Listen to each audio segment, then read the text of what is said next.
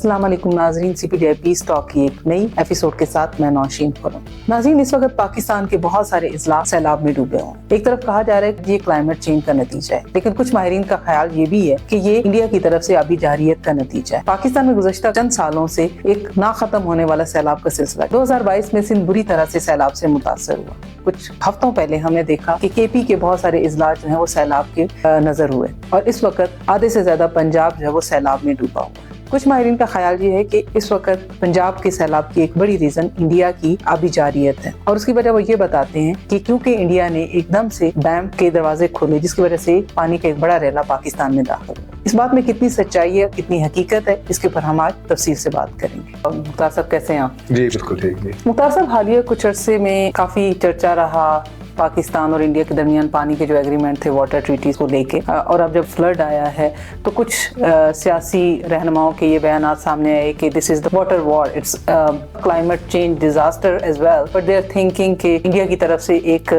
Weapon के तौर पे भी वाटर को इस्तेमाल किया गया।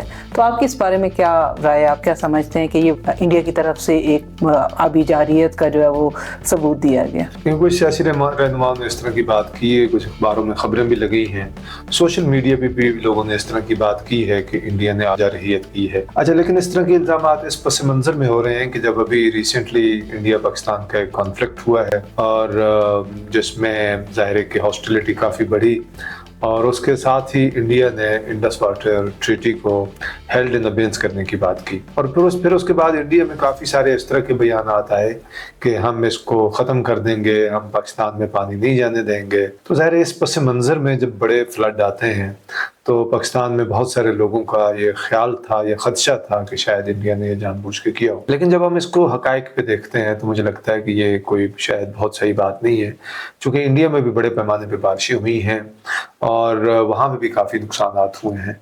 इंडिया में जो इंडियन हेल्थ कश्मीर है वहाँ पे काफ़ी नुकसान हुआ है, कई लोगों की जानें गई हैं। इसी तरह से जो उनकी मनाली और लेह के बीच में हाईवे है उसका एक बड़ा हिस्सा बह गया है। जो पंजाब है उनके कुछ 7 ज़िलों में फ्लड आया हुआ है। दिल्ली के अंदर भी उनके कुछ हिस्से में भी, यमुना में भी वो फ्लड की इत्तलात हैं। तो इस सूरत हाल में ये क्यास करना कि इंडिया ने ये जानबूझ के किया होगा, ये बात समझ में नहीं आती है। उसकी एक बड़ी वजह ये भी है कि कोई भी मुल्क जब डैम बना भी लेता है तो वो डैम इसलिए थोड़ी बनाता है कि वो पानी छोड़ के दूसरे को नुकसान करेगा। उनके आइंदा साल की पानी की ज़रूरत होती है या उन्होंने उससे बिजली पैदा करनी होती है। लेकिन डैम्स की पानी को होल्ड करने की खास कैपेसिटी होती है। अगर बारिशें उससे ज़्यादा हो जाएं तो फिर पानी को आगे छोड़ना होता है। इंडिया ने भी गालबन यही किया है कि जब पानी ज़्यादा आया और उनके डैम्स भर चुके थे तो उसके बाद उन्होंने पानी छोड़ना ही था, तो वो ज़ाहिर हमारी तरफ आना था। और ये पहली दफ़ा नहीं है, माजी में भी ये होता आया है और आइंदा भी ऐसे होगा। जितने मर्जी इंडिया डैम बना ले उस तरफ, ये नहीं हो सकता कि जब इस तरह के फ्लड्स आएँ तो फिर सारे पानी को आप स्टोर कर सकें, ये मुमकिन नहीं है। और चूँकि ये मुमकिन नहीं है तो लिहाजा ये इम्कान हमेशा रहेगा कि कभी न कभी उन दरियाओं में भी फ्लड्स आएगा जो अदरवाइज, जिनको हम ईस्टर्न रिवर्स कहते हैं, जो इंडिया के हिस्से में है और इंडिया उनके पानी को रोकने का हक रखता है इंडिया इंडस वाटर ट्रीटी के तहत। मुख्तार साहब, अभी आपने बात की थी इंडस वाटर ट्रीटी की। ये प्राइमरीली तो इसका मकसद यही था कि पाकिस्तान और इंडिया के दरमियान जो है वाटर के तनाज़ात को हल किया जाए, लेकिन ज़ाहिर अभी कुछ खिलाफ वर्जियां तो डेफिनेटली उसकी हुई हैं। लगता यही है कि शायद it's no more alive treaty. तो आप क्या समझते हैं कि अगर इंडस ट्रीटी डेड हो चुकी है तो उससे जो पूरा रीजन है, जो साउथ एशियन रीजन है, उसमें पीस और सिक्योरिटी के किस तरह के मसाइल हो सकते हैं और क्या वाकई कोई उस पर इम्पैक्ट डालेगा? देखिए, लीगली स्पीकिंग तो ये कॉन्ट्रैक्ट जो है उससे बाहर नहीं निकला जा सकता। इंडिया इसको ख़त्म नहीं कर सकता यूनिलैटरली, पाकिस्तान भी यूनिलैटरली उसको ख़त्म नहीं कर सकता। इसकी टर्म्स में भी अगर कोई तब्दीली आनी है तो दोनों मुल्कों ने इत्तेफाक़ी राय से करना है। लेकिन ऐसा हो सकता है कि इंडिया ज़बरदस्ती करे और कहे कि बस हम नहीं मानते, ये मुमकिन है। हम तो लीगल बात कर रहे हैं ना, लीगली तो इसकी कोई गुंजाइश नहीं है। लेकिन इंडिया लेट्स से अपनी रेपुटेशन को भी दाव पे लगाए, पाकिस्तान के साथ हॉस्टिलिटी को भी मज़ीद बढ़ाना चाहे और वो कहे कि बस हम इस एग्रीमेंट से निकल रहे हैं, तो उस सूरत में ख़त्म हो जाएगा। लेकिन सवाल ये है कि इंडिया एक पॉलिटिशियंस या लीडर्स जो होते हैं वो आमतौर पर रैशनल होते हैं, तो ये ऐसा फैसला क्यों करना चाहेंगे? इंडिया और पाकिस्तान के बीच में पहले कई तनाज़ात हैं। अच्छा, पानी का भी एक बड़ा तनाज़ा था या हो सकता था لیکن ہماری سیاسی قیادت نے یا اس وقت کی جو 1960 میں جو قیادت تھی انڈیا کی بھی پاکستان میں بھی، انہوں نے بڑی بصیرت کا مظاہرہ کیا، انہوں نے بہت وزڈم دکھائی اور ایک اچھے ایگریمنٹ، اچھے معاہدے پہ انہوں نے سائن کیے کہ جس میں کچھ ویسٹرن ریورز پاکستان کو مل گئے، ایسٹرن ریورز انڈیا کو مل گئے، ظاہر پنجاب بھی تقسیم ہوا تھا، یہ دریا انہی علاقوں سے بہہ کے آتے ہیں، تو پانی کی تقسیم کا کوئی فارمولہ تو طے ہونا تھا اور ہم نے ایک فارمولہ طے کیا، اور میرے خیال میں یہ اچھا معاہدہ تھا۔ اگرچہ پاکستان میں یہ بات ہوتی رہتی ہے کہ نہیں ہمیں اس میں نقصان ہوا، انڈیا میں یہ بات ہوتی ہے کہ نہیں ہمیں نقصان ہوا، لیکن میری نظر میں جب بھی کوئی ایگریمنٹ کرنا ہوتا ہے تو کچھ گیو اینڈ ٹیک تو ہوتی ہے، اور دونوں ملکوں کے مفادات کا خیال رکھنا ہوتا ہے، زیرو سم گیم تو ہوتی نہیں ہے، تو اس حوالے سے یہ ایک اچھا معاہدہ تھا۔ اب انڈیا اور پاکستان کے بیچ میں پہلے ایک ہاسٹیلٹی ہے، پہلے تعلقات بڑے نازک ہیں، اور اگر انڈیا اس معاہدے سے بھی واک آؤٹ کر جاتا ہے، اس کو بھی ختم کر دیتا ہے، تو ہاسٹیلٹی تو بہت زیادہ بڑھ جائے گی۔ اور پانی کا معاملہ ایک ایسے ہے جیسے بہت سارے ایکسپرٹس پہلے یہ بات کرتے رہتے ہیں کہ فیوچر کی وارز تو ہونی پانی کے ارد گرد ہے، تو انڈیا اور پاکستان تو اس حوالے سے لکی تھے کہ ہم نے کم از کم اپنا مسئلہ حل کر لیا ہوا تھا۔ اس پہ چھوٹی چھوٹی بات ہوتی رہتی تھی، کبھی پاکستان کہتا تھا آپ کشمیر میں وہ جو ڈیم بنا رہے ہیں وہ اس کی معاہدے کی خلاف ورزی ہے، لیکن وہ چھوٹی موٹی وائلیشنز کی بات ہے، اس کو انڈیا ڈینائی کرتا تھا، ہم کہتے تھے نہیں آپ کر رہے ہیں، بالکل اسی نیوٹرل فورم پہ ہم چلے جاتے تھے۔ لیکن ادروائز تو یہ دونوں ملک بہت ہماری اچھی قسمت تھی، ہماری قیادت کی، اس وقت کی قیادت کی بصیرت تھی کہ انہوں نے اس کو طے کر لیا ہوا تھا۔ اگر آپ نے اب کوئی بھی چاہے کہ اس سے ہم نکل جائیں اور ایک اور کانفلکٹ کا ایونیو جو ہے وہ راستہ کھول دیں، تو یہ بڑی بدقسمتی ہوگی، اور یہ میرے خیال میں انڈیا کے انٹرسٹ میں بھی نہیں ہے، پاکستان کے انٹرسٹ میں بھی نہیں ہے۔ وہ ایک دھمکی کے طور پہ یا ایک لیوریج کے طور پہ اس کو استعمال کریں وہ اور بات ہے، لیکن وہ جان بوجھ کے واقعی اس کو ختم کرنا چاہیں، یہ بات سمجھ سے بالاتر ہے اور بالکل ہی irrational بات ہوگی۔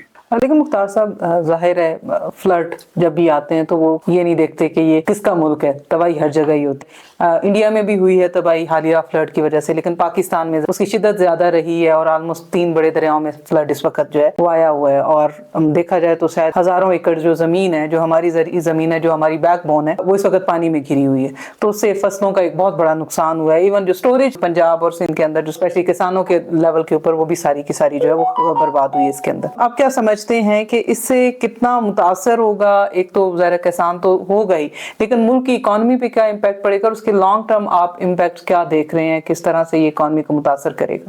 پاکستان کی اکانومی پچھلے کافی عرصے سے ایک کرائسس میں تھی، ابھی بھی ہم IMF پیکج میں ہیں، اور ابھی آہستہ آہستہ اس میں کچھ اسٹیبلٹی آ رہی تھی۔ ظاہر ہے ہم نے بہت سارے لونز واپس کرنے ہیں، اور ہم نے ملک کے اندر ایک قیمتیں بھی کافی بڑھی رہی ہیں پچھلے کچھ عرصے میں، فارن ایکسچینج کا ہمارا کرائسس تھا، تو ابھی ہم کچھ اسٹیبلٹی کی طرف آئے تھے۔ اور پچھلے کئی سالوں میں نہ صرف یہ کہ قیمتیں بہت بڑھی ہیں جس میں ایگریکلچرل انپٹس کی کاسٹ بھی بڑھی ہے، لیکن ساتھ ہی ساتھ گندم کی قیمتیں مثال کے طور پہ بہت گر گئی تھیں، کسان کی جو ہے اس کے خرچہ ہی مشکل سے پورا ہوا ہے۔ اسی طرح سے چاول کی فصل ہے، اس میں بھی کوئی بہت منافع کسان کو نہیں ہوا ہے، تو پچھلے 2-3 سال کسانوں کے لیے بہت برے گئے ہیں۔ تو اب یہ فلڈز آ گئے ہیں، تو ظاہر ہے اس میں ان کو فصلوں کا بھی نقصان ہوگا، گھروں کا بھی نقصان ہوگا، مویشیوں کا بھی نقصان ہوگا، تو ان نقصانات کا ازالہ کرنا آسان نہیں ہوگا، تو اس کا اثر پاکستان کی اکانومی پہ بھی پڑے گا۔ ہمیں ہو سکتا ہے کئی فصلیں دوسرے ملکوں سے درآمد کرنی پڑیں، اور پھر یہ ہے کہ حکومت کو ان نقصانات کے ازالے کے لیے کسانوں کی کچھ نہ کچھ مدد کرنی پڑے گی، نہ صرف کسان بلکہ دیگر بھی لوگ جو ان علاقوں میں رہتے ہیں جو فلڈ سے افیکٹ ہوئے ہیں۔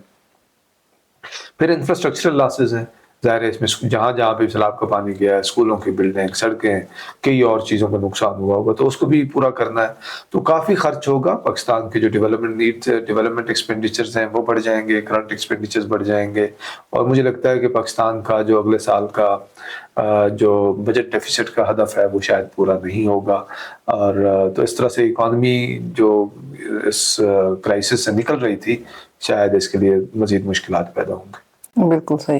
مختار صاحب اگر ہم بات کرتے ہیں اکانومی کی، بھی جیسے آپ نے بھی بات کی، اس سیلاب کا تو ظاہر بھی کھایا جائے گا اندازہ کہ کتنا نقصان ہوا ہے، لیکن اگر 2022 کا دیکھا جائے تو کوئی $30 بلین کا اکنامک نقصان ہوا تھا، ادر دین جو زندگیاں اور جو کوئی 31 لاکھ کے قریب جو ہے لوگ وہ بے گھر ہوئے۔ تو یہ صرف پاکستان میں نہیں ہے، کلائمیٹ چینج تو اب اس وقت پورے ساؤتھ ایشین ریجن کو ہی امپیکٹ کر رہا ہے، اور انڈیا اور پاکستان میں اس کی سچویشن ہم دیکھ رہے ہیں۔ بہت سارے کنٹریز جو ہیں وہ ان کے ہاں ارلی وارننگ سسٹم بن چکے ہیں، یا پھر ان کے ہاں انفراسٹرکچر اتنا اتنا اسٹرانگ ہو چکا ہے. اگر جاپان کی بات کریں، سب سے زیادہ زلزلے آتے ہیں تو انہوں نے انفراسٹرکچر ویسا بنا دیا ہوا. تو پاکستان انڈیا کیا مل کے کوئی ایسا ارلی وارننگ سسٹم ڈیولپ کر سکتے ہیں کہ جس سے ظاہر کلائمیٹ چینج کو تو آپ نہیں روک سکتے، لیکن کم از کم یہ جو پیش کی اطلاعات ہیں اس کے اوپر کوئی مل کے لائے عمل بنایا جائے، حکمت عملی بنائی جائے؟ جی بالکل، بہت ضروری ہے، چونکہ انڈیا اور پاکستان پڑوسی ملک ہیں اور جغرافیائی طور پہ ایک دوسرے سے جڑے ہوئے ہیں.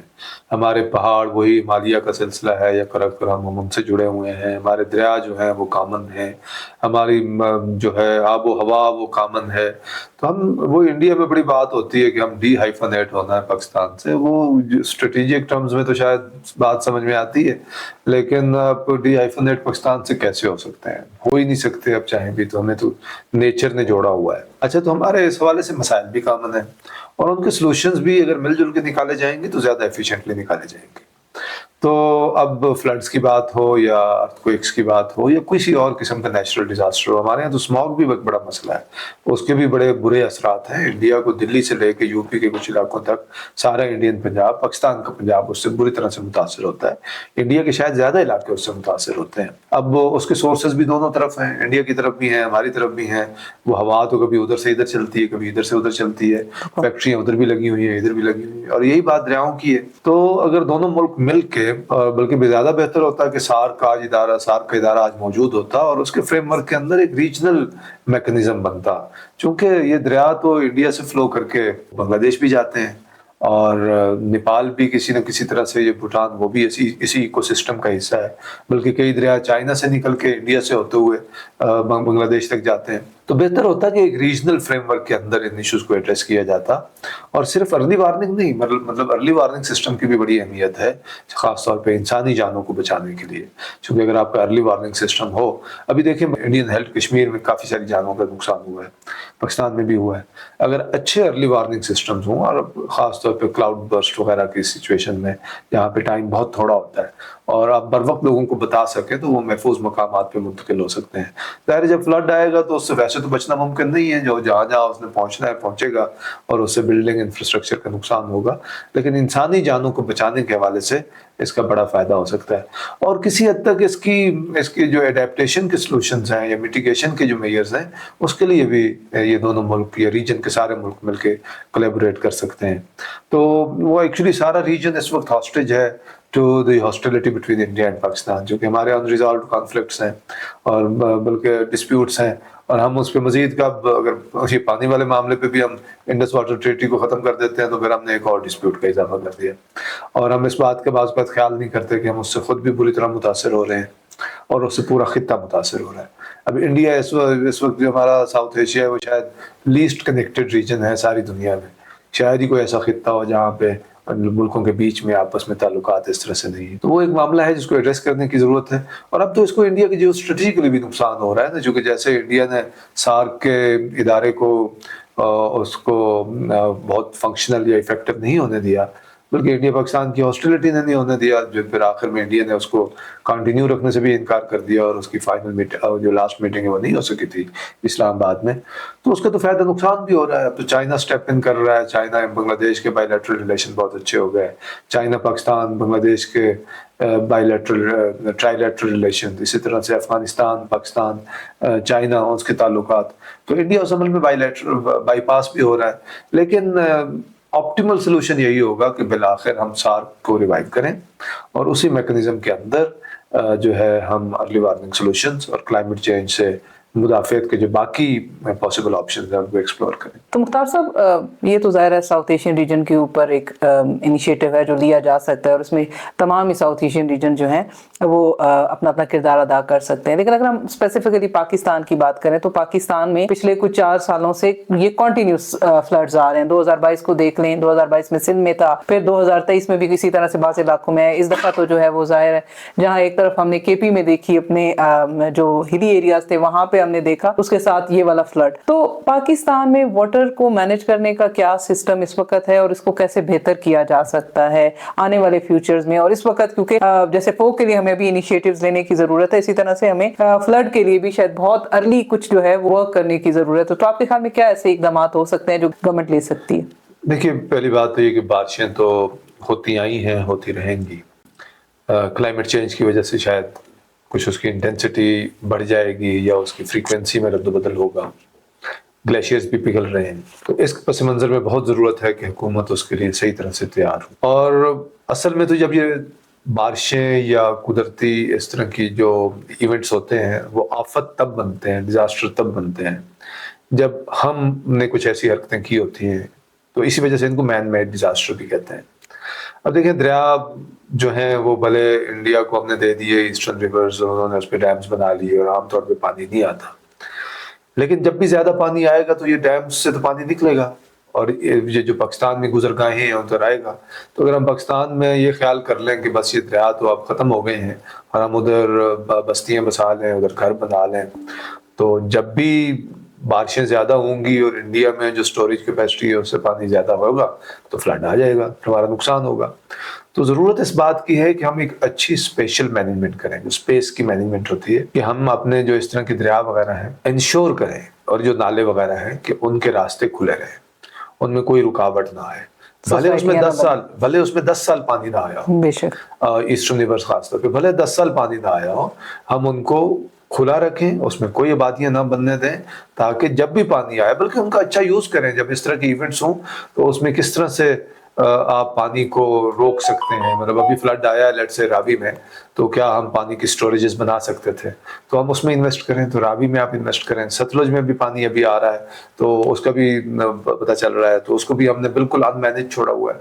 तो अगर इसका बेहतर इस्तेमाल हो तो हम इंसानी ज़िंदगियाँ भी बचा सकते हैं, पानी भी स्टोर कर सकते हैं, इन रिवर्स का इकोसिस्टम भी किसी हद तक जो है उसको बहाल कर सकते हैं, क्योंकि वो बुरी तरह मुतासर हुआ है। देखिए, हमें जहाँ पे नुकसान हुआ कि ईस्टर्न रिवर्स का पानी चूंकि बिल्कुल ही तकरीबन बंद हो गया, उसमें जब भी फ्लड आता है तो पानी आता है वो 5, 6, 10 साल बाद, 20 साल बाद, तो इस सारे रिवर्स का जो इकोसिस्टम था वो मुतासर हुआ है। तो हमने उस वजह से काफ़ी नुकसान उठाया।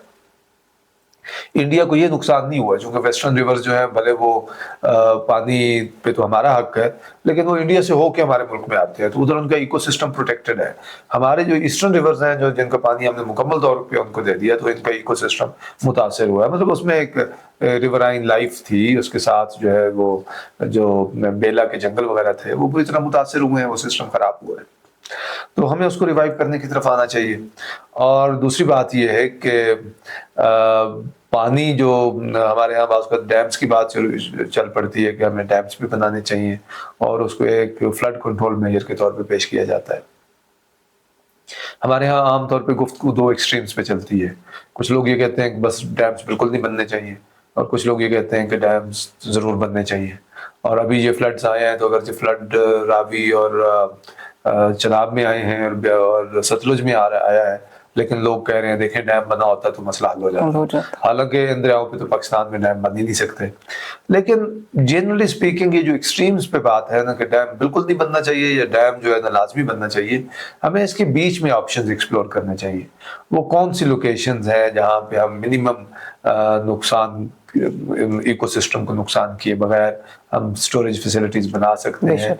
वो भले फ्लड कंट्रोल का मेजर ना हो, लेकिन इन एनी केस चूंकि क्लाइमेट चेंज है, उसमें अनसर्टेनिटी है कि कब पानी ज़्यादा आ जाए और कब ड्राउट की सिचुएशन बन जाए, तो अगर हमारे पास स्टोरेजेस होंगी तो उसका फ़ायदा होगा। लेकिन स्टोरेजेस हम ऐसी जगहों पे बनाएं कि जिसका इकोसिस्टम पे इफेक्ट कम से कम हो, जिसकी वजह से लोगों की डिस्प्लेसमेंट कम से कम हो, या अगर होनी भी है डिस्प्लेसमेंट तो हम इस तरीके से कम करें कि लोगों का ज़्यादा नुकसान ना हो, या उनको एक अच्छे अल्टरनेट जो है उनको सहूलतें दी जाएं।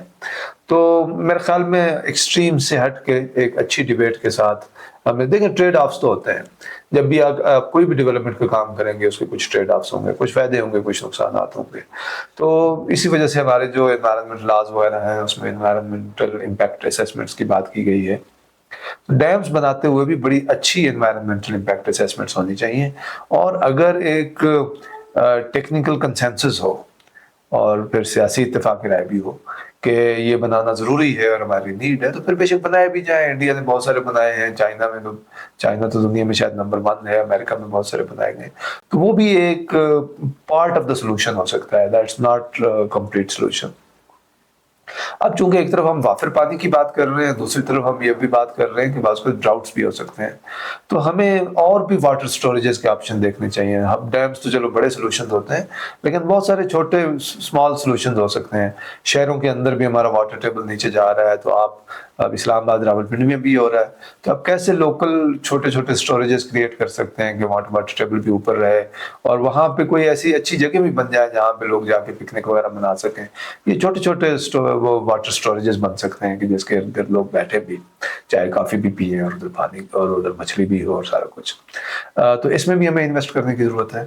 تو مطلب ملٹیپل میئرز ہیں جو ہماری حکومت لے سکتی ہے، لیکن سب سے اہم بات ہے ریگولیشنز، کہ یہ جو راستے ہیں نالوں کے، دریاؤں کے، وہاں پہ ایفیکٹو ریگولیشنز امپوز کیے جائیں. اب ہمارے یہاں پاپولیشن گروتھ بھی ہے، بعض کو جگہ کم پڑ جاتی ہے، تو یہاں پہ ایک بلڈنگ ریگولیشنز کا کام بھی ہے کہ ہم ایسے بلڈنگ ریگولیشنز بنائیں کہ ہم ورٹیکل کنسٹرکشن کریں بجائے اس کے کہ ہم شہروں کو پھیلاتے چلے جائیں. اب لاہور شہر کو پھیلا کے دریا راوی کے اندر لے کے جائے جا رہے ہیں اور سوسائٹیاں اس کے اندر بن رہی ہیں. تو لوگوں کی ہاؤسنگ کی نیڈز ہیں، لیکن یہ نہیں ہے کہ اب دریا کے اندر جا کے بنا دیں، اس کے اور سولوشنز ایکسپلور کریں.